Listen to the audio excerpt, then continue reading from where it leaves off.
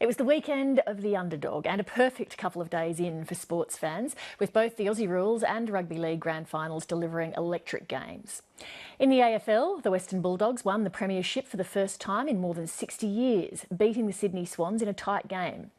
And in the league, the Cronulla Sharks won their first ever grand final, edging out a tough Melbourne Storm in a real nail-biter. In a moment, I'll speak to Western Bulldogs President Peter Gordon, but first, here's Connor Duffy.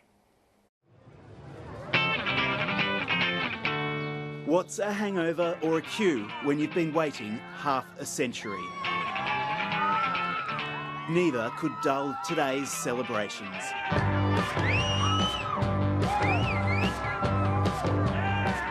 Today is beautiful.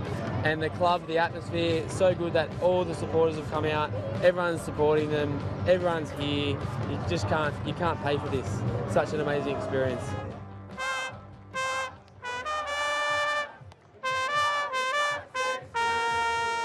Led by trumpeter Peter Rice, thousands poured into Shark Park this morning for their conquering heroes. They'd come from near and far.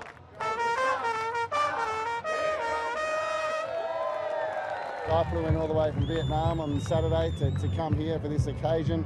We went out to the game last night and there was about 70,000 Sharks fans there, and we dominated. Listen to this roar now. Who's it going to be? Melbourne in their 500th game. So Gallen, scrum base play, Barber scores. The Sharks weren't intimidated by their underdog status and took an early lead through fullback Ben Barber. Well, this has got 1980s written all over it. The Melbourne Storm fought back, but the pain of 3 grand final losses wasn't to be repeated. So here's Ennis now. Giant prop Andrew Fafita crashed over under the posts. Fafita got the ball over the line. The siren sounds. Cronulla have won it. Cronulla have won it. Hey, Jackie! 2016! It was amazing. We'll never get to experience this for until next season. Sydney didn't have it all its own way in the finals this weekend. While the Sharks are celebrating, the Sydney Swans are ruining a missed opportunity. They were favourites but lost out to the Western Bulldogs, meaning at least one Melbourne team is gearing up for a week of partying. The last Bulldogs flag was in 1954, and 2 generations of fans have grown up without one.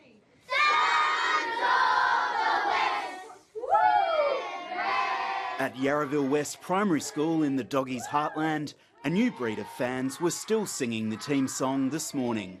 Bulldogs through and through. These young dog fans have been given memories to treasure, and the club's dry spell is already becoming a history lesson. Right, so on the weekend, what was a special thing that happened?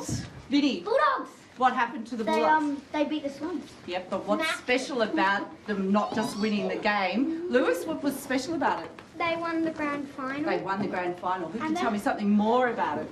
That they haven't won it in 62 years. Yeah. It's on the line and away we go.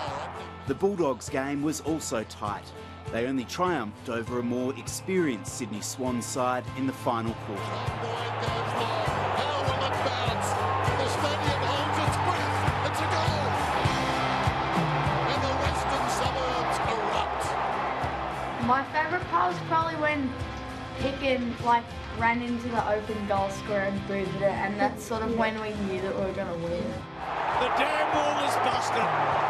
It's 62 long years. It's just one of the extraordinary stories in football. 2 years ago, this club was just about cooked. And they've won a grand final.